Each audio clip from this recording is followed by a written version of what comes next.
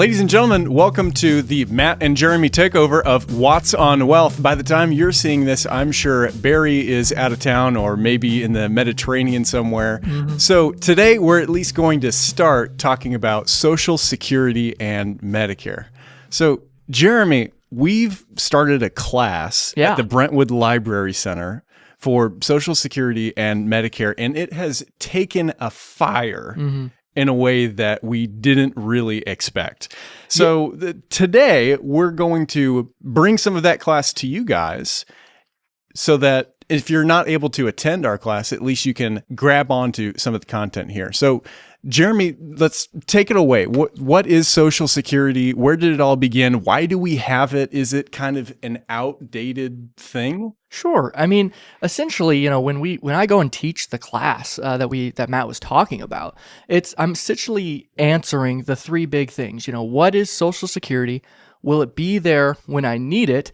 And how complex is it in the first place? And I'm sure, who all has heard that, your Social Security is running out of money here soon.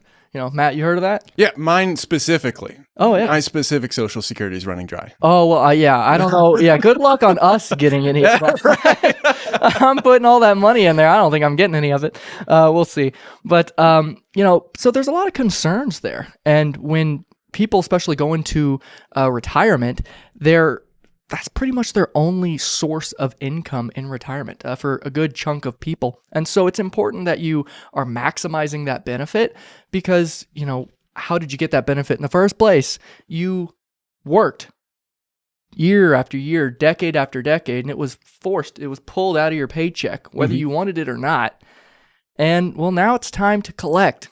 It's time to get what you're rightfully deserving of, and you want to make sure you maximize that benefit. But now that check is under threat because... Yeah, well, gosh, the Social Security Trust Fund is set to be depleted by about 2034, and that's if nothing is done. And what the current estimates show is that that's going to be essentially Social Security, they can't operate in the red.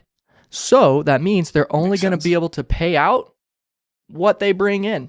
And so if Social Security, it's estimated it'll bring in about, I think, 83% of the amount of money that needs to be paid out.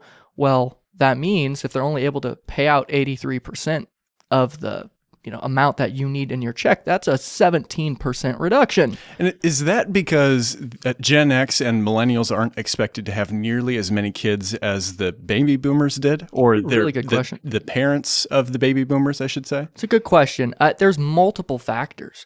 It was created back in 1935, and when Social Security was created, I mean, it was called then, and it is now, it's old age insurance. That's really what it is, because we had a huge problem back in the 30s and 40s of having seniors be in poverty, and so they were in, breadlines. And so the idea was if we could have some supplemental income that helps, keep a roof over your head and food in your, belly, well, then that would help. And that's what Social Security set out to do.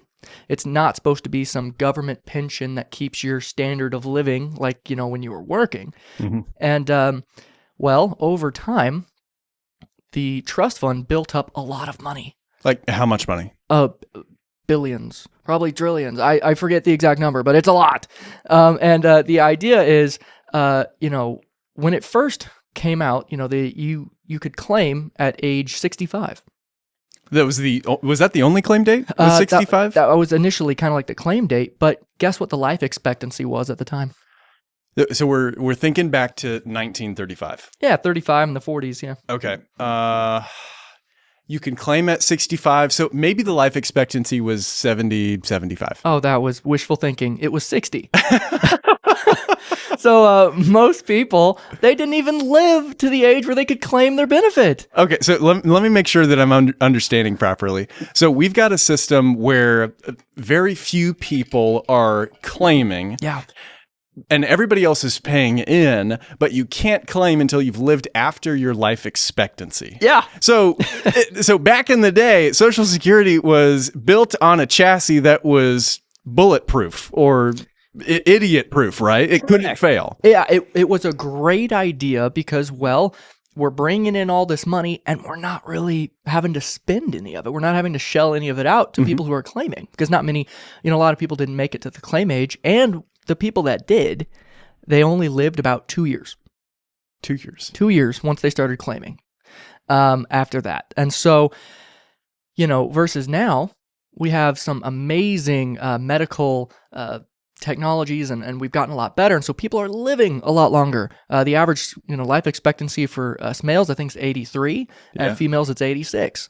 So people are not only getting to the age where they can claim Social Security at now the earliest is 62, but then they're claiming their benefit and having that payout for decades, 10, 15, 20 years. And so obviously that's causing the funds to be depleted quite quickly. And then on top of that, well, we had less and less kids. So unlike today's retirees, if you claimed Social Security way back in the day, close to 100 years ago, you were on borrowed time. Oh, yeah. And today's retirees have at least can expect to live 20, 25, maybe 30 years. Possible. Oh yeah, I have family who's some that are 91, and I have one that'll turn 101 this month. Is that your great aunt? My great aunt. Yeah. What's her name? Let's give her a shout out. I believe it is Gerda. I haven't met her actually in person, but I know she's down in Nixa. And Gerda, we don't know if you're a fan of the show, but we sure are a fan of you over here at Watts on Wealth. Congratulations. Yep. Well, the other thing with Social Security is, so since we have all these people claiming, and they're claiming for a lot more years, well, and we have less people paying in because we had less kids. So it's basic, expenses and income. If our income isn't as high as the amount that we're paying out, what's going to happen? Yeah, so the squeeze is happening on two fronts, not just the fact that people are living longer, but additionally, the U.S. population, the economy itself, isn't sprawling enough to take care of current liabilities. Yeah, and so it's going to cause a problem where if nothing is done, that trust fund is going to be depleted. And that could cause some serious issues, especially for those people who rely on that as their income in retirement. But, enough about Social Security and how that started. Tell me a bit about Medicare, because I know you are kind of our big Medicare guy in the office. We call him Medicare Matt. It's true. And so when did that start? How does that work? And I know it is close to Social Security in the way that it functions in a way. Or at least Medicare will come into your life about the same time that Social Security comes into your life. They go hand in hand in that sense, and they're run by very similar offices at the federal level. But here's everything you didn't want to know about Medicare. Medicare started back in the 1960s under the LBJ administration. And believe it or not, way back in the day, if you were a senior citizen and you needed health insurance, folks get older and they just need to see their doctor more often. It's just a part of life. Well, back then, the big insurance companies that were insuring folks, providing that health insurance, they don't want the sick or elderly senior citizens on their books because you're looking at paying out more claims to that population of the United States. So the people that need it the most, they're not going to give you insurance? That's exactly right. Because if you were a big insurance company, you would have it made if you were only collecting those premiums, those monthly or yearly payments, and not paying out any benefits. That's an infinite money machine right there. Exactly. So the federal government stepped in under LBJ and said, listen, you have to be a bit more generous in the kind of coverage that you're offering. So Medicare was built to solve that problem. So you're actually getting your Medicare benefits from the federal government, Part A and Part B. Those are the two original parts. Okay. Now, as I'm sure you're aware, there have been a whole lot of add-ons since then. But back in the 60s, it was just Part A and B. So how does A and B work? Well, starting with A, there's kind of two components, sometimes three components to your everyday healthcare. Well, you've got hospital bills. So if I run you over with my car tomorrow, you're probably going to be in the hospital. Yeah. A team of doctors and nurses taking care of you. You're going to have overnight stays. Medicare will pay for a limited number of days in the hospital every year. And they're even going to give you a lifetime reserve pool of days. Okay. So let's say I hit you really hard with my car. Thanks, Matt. What the heck? It's a great example. If I hit you really, really hard and you needed to be in the hospital for 3 months, Medicare, just as an example, might, pay for the first 60 days, but the remaining 30 days, that's going to come out of your lifetime reserve pool. And the doctor that's taking care of you, Medicare Part B is actually going to pay those doctor bills. So Medicare Part B is going to pay for 20% of just about everything that you need. Surgeries, inpatient, outpatient care, vaccines that are recommended by the CDC, durable medical equipment is another one. So walkers, oxygen tanks, or even some at-home equipment for your healthcare, Medicare Part B is going to step in for that bill. So I noticed you said it only covers 20% of that? Oh, it gets better. So it'll cover, Medicare will pay for 80%. You're responsible for 20%. Okay, That's my bad. Oh, no, it's fine. So I have to pay 20% of You've got 20% of whatever it is. I have to pay for that? That's right. So that's an out-of-pocket cost. That's called co-insurance, as opposed to a co-payment where you might just have, $50 to see the doctor. That'd be an example of a co-payment. In addition, Medicare Part B, you're going to have a monthly premium for Medicare Part B. So most senior citizens nowadays are going to be paying for Medicare Part B at $185 a month.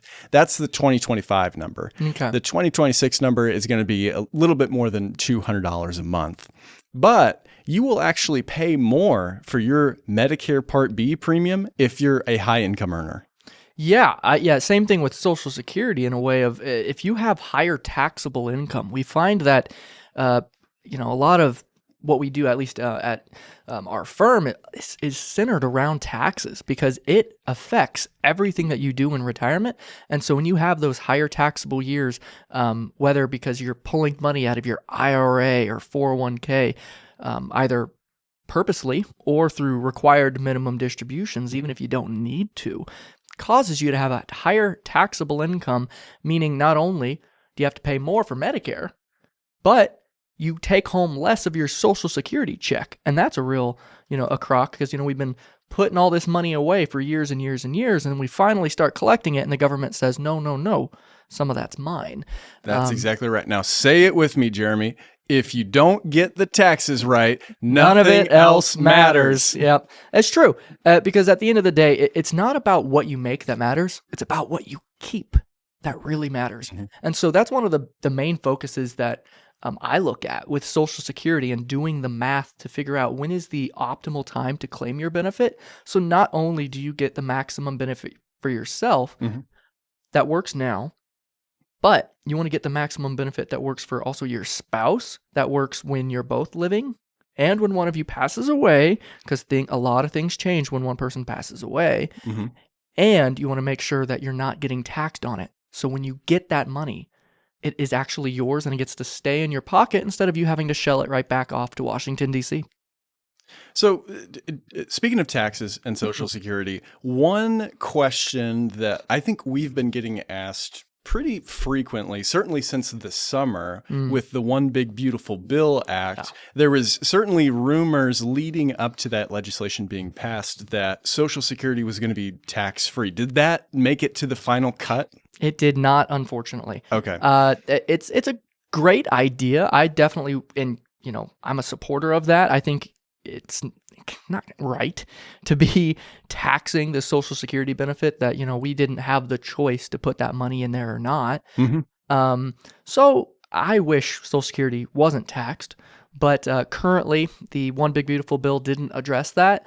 Now there are some proposals about having Social Security not be taxed in the future, but at this time nothing's been passed. And so based on your taxable income, actually not your taxable income, it's something called your provisional income, which is basically, it's the sum of all your income plus half of your Social Security. And when you add that together, that's your provisional income. And that's what they use to see if your Social Security is taxable. So I always find that funny.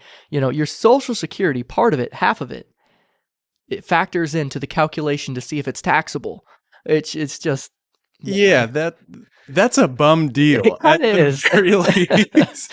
So worst case scenario, how much of that Social Security check is going to be taxable? Oh, well, essentially, whenever you figure out your provisional income, they're going to put you in 3 brackets. You're either in the 0% bracket, the 50% bracket, or the 85% bracket. Now, one thing, I want to be clear. I'm not saying you're taxed at 85%. 85% of your check will be taxable at your current tax bracket. So, if you're in the 22% tax bracket right now and 85% of your check, let's say your check's $1,000, then $850 of that check will be taxed at 22%. Is what that looks like. So it'd be the same thing as like an 18% kind of tax on Social Security. Yeah. And depending on the state, there might be state tax on that. But no state tax in Missouri. In Missouri, that's right. In Missouri, which is nice.